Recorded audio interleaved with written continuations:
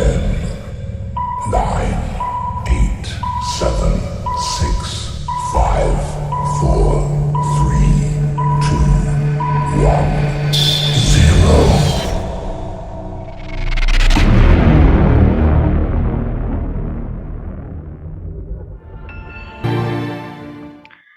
0. Halo semuanya, pada saat ini saya akan mempresentasikan buku yang berjudul Bergereja, Berteologi, dan Bermasyarakat yang ditulis oleh Pendeta Immanuel. Bab 1, Persekutuan yang bernama Gereja. Persekutuan dipertentangkan dengan gereja. Sekolah teologi di Jawa mempunyai kebiasaan membedakan di antara kebaktian formal dan yang dilaksanakan pada hari Kamis dan informal pada hari Selasa. Kebaktian hari Kamis dianggap formal karena dilaksanakan seperti kebaktian di gedung gereja.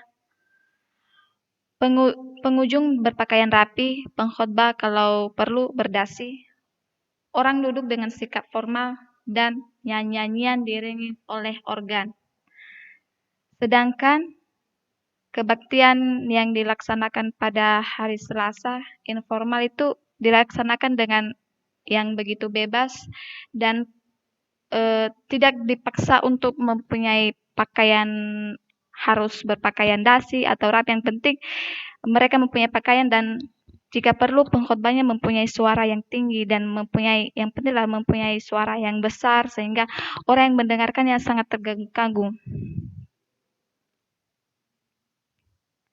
Sehingga mereka mengelompokkan dua macam kebaktian, yaitu kebaktian yang dilakukan pada hari Selasa. 2. Persekutuan hanya dilakukan pada saat doa. Yang menjadi alasan bagi mereka membedakan kedua hal ini adalah karena pengalaman yang mereka miliki sebelum mereka masuk ke sekolah teologi. Masyarakat sangat beranggapan bahwa sebagian besar mahasiswa teologi berasal dari kelompok-kelompok persekutuan doa. Sehingga ini merupakan masalah yang bertentangan dengan gereja. Sebab menurut mereka, orang yang berasal dari persekutuan doa, mereka mempunyai keyakinan bahwa gereja itu sudah kehilangan spiritualitasnya atau kata lainnya sudah kehilangan Roh Kudus. Tapi hanyalah orang-orang yang berasal dari persekutuan doa yang mempunyai Roh Kudus. Kedua kelompok ini, persekutuan ini bersifat anti teologi dan terutama anti dengan buku yang bersifat teologi.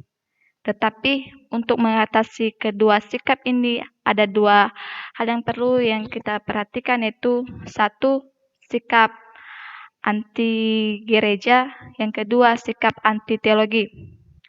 Ada beberapa hal yang harus kita perhatikan untuk mengatasi hal tersebut, yaitu satu, membina pemahaman mencintai gereja.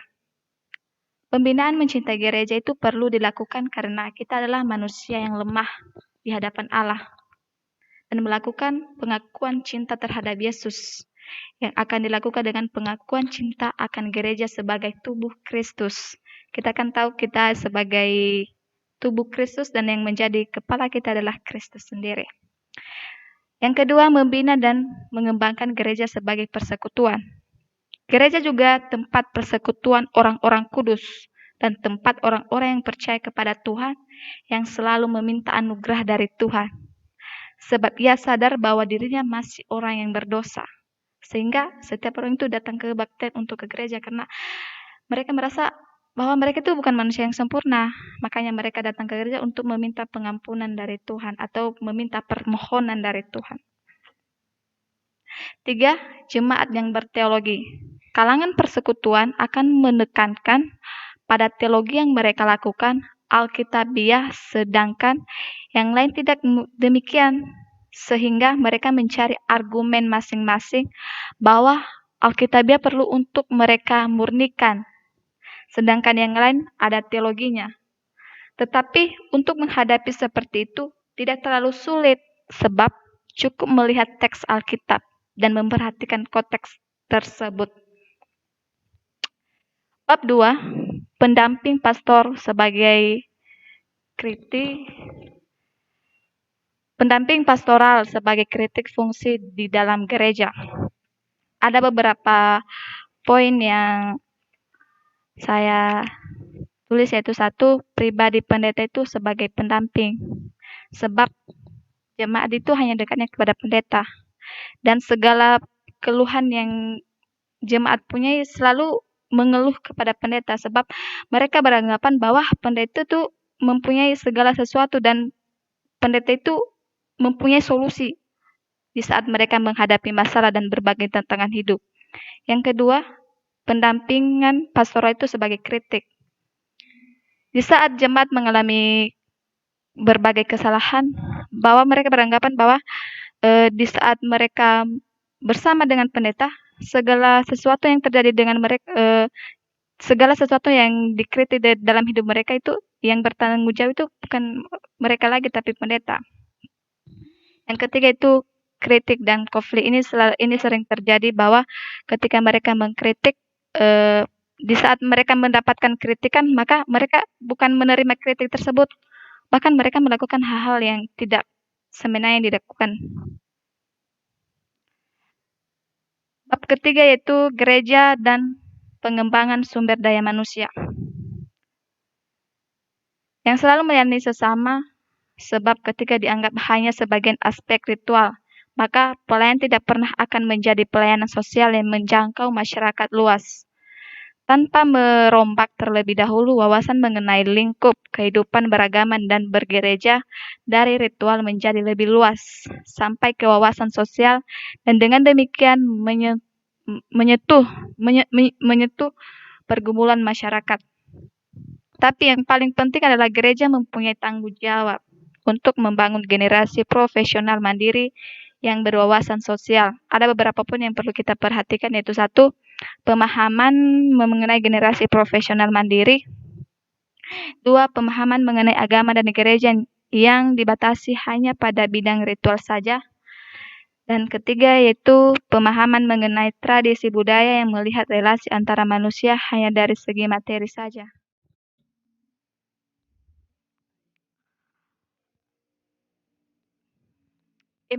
Implikasi gender dalam lembaga pendidikan teolog. Dalam buku Immanuel menulis bahwa perempuan itu tidak cocok menjadi teolog, sebab mereka berpikir bahwa hanya laki-laki saja yang bisa berteolog dan hanya laki-laki yang dapat menjadi pemimpin, sehingga perempuan itu tidak dapat menjadi pemimpin, sebab mereka, walaupun mereka mempunyai pemikiran seperti laki-laki, tetapi perempuan itu tidak pantas menjadi pemimpin.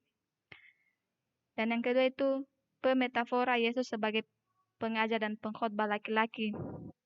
Dan yang ketiga, menggomboskan pemetafora Yesus sebagai laki-laki.